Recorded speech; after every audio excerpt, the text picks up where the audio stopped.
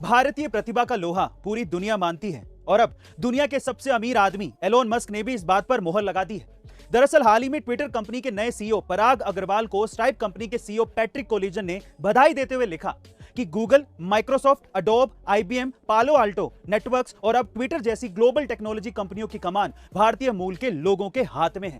और इसी बात पर रिएक्ट करते हुए एलोन मस्क ने लिखा कि अमेरिका को भारतीय टैलेंट का फायदा मिल रहा है। गाइस, कहा यह भी जाता है कि अगर हमारे सारे प्रोफेशनल भारतीय देश वापस आ जाएं तो अमेरिका अपनी आधी ताकत खो देगा। गाइस, इंडिया की बेहद अजीबोगरीब खान पान की वजह से चीन के लोग दुनिया भर के निशाने पर रहते हैं और अब फिर से चीन के लोगों में एक नई सनक सवार हो गई है।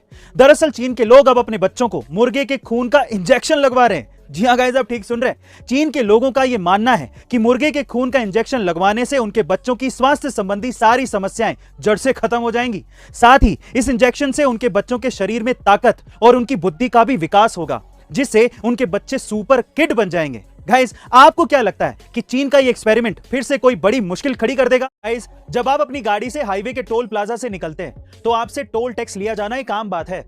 लेकिन क्या आप ये बात जानते हैं कि अगर किसी वाहन को टोल टैक्स भुगतान करने के लिए 10 सेकंड से ज्यादा का इंतजार करना पड़े तो उस वाहन के लिए टोल टैक्स फ्री हो जाता है, यानी कि उस वाहन को टोल टैक्स नहीं देना पड़ता।